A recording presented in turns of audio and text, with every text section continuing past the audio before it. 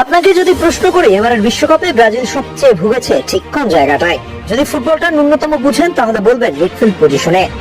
এবার ব্রাজিলকে নতুন করে গুছাতে এক বিশেষ পরিকল্পনা হাতে নিয়েছে ডন কার্লো আনচেলত্তি। সেই পরিকল্পনার বিশেষ অংশ হিসেবে থাকছে একজন প্রপার হাইব্রিড মিডফিল্ডার। যেমন পরিকল্পনা তেমন কাজ। ইতিমধ্যেই আনচেলত্তির রাডারে চলে এসেছে একজন proper hybrid midfielder. Enzo Fernandez, Declan Rice, ভালভার্দের মতো ক্যাটাগরির একজন তিনি। নামটা ম্যাথিয়াস মার্টিনেল্লি। লম্বায় বরাবর 6 ফুট, বয়সটা 24, কিন্তু ইতিমধ্যেই তাকে নিয়ে ইউরোপীয় একাধিক ক্লাবের তোড়জোড়। ব্যাপারটা এমন যে করেই হোক তাকে পেতে চায় বড় ক্লাবগুলো, কিন্তু কি এমন বিশেষ গুণ রয়েছে তার মধ্যে যার জন্য ক্লাবগুলো এতটা মরিয়া? একই সঙ্গে কার্লো আনচেলত্তির রাডার। একজন বক্স টু বক্স মিডফিল্ডারের কাজ হচ্ছে শুধু স্কোর শিটে নাম লেখানো, ঠিক এখানেই ভিন্ন একজন হাইব্রিড মিডফিল্ডার। তিনি একদিকে যেমন মিডফিল্ড নিয়ন্ত্রণ করেন, অন্যদিকে গোল স্কোর করেন, আবার প্রয়োজনে নিচে নেমে এসে বল হোল্ড করেন। ঠিক তেমনই একজন ম্যাথিয়াস মার্টিনেল্লি। ম্যাথিয়াস মার্টিনেল্লির সবচেয়ে বড় শক্তি হলো তার ভারসাম্যপূর্ণ খেলার ধরন।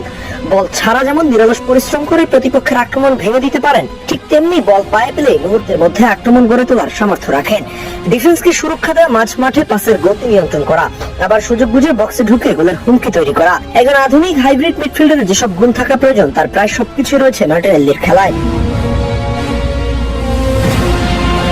সবচেয়ে গুরুত্বপূর্ণ বিষয় হলো আনচেলত্তির ফুটবল দর্শনের সঙ্গে এই প্রোফাইলের মিডফিল্ডার দারুণভাবে মানিয়ে যায়। কারণ ডন কার্লো সবসময় এমন একজন খেলোয়াড় চান যিনি একই ম্যাচে defensive midfielder, box to box এবং বিল্ড আপ প্লেমেকারের দায়িত্ব সামলাতে পারেন।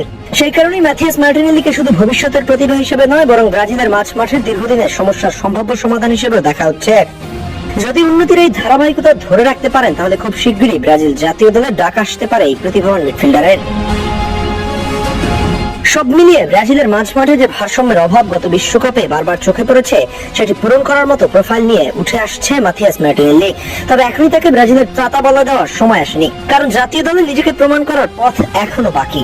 কিন্তু যদি ক্লাব পর্যায়ে নিজের ধারাবাহিকতা বজায় রাখতে পারেন এবং উন্নতির এই গতি ধরে রাখেন তাহলে খুব শীঘ্রই কার্লো আনচেলত্তির রাডারে চলে আসতে পারেন এই প্রতিভাবান মিডফিল্ডার।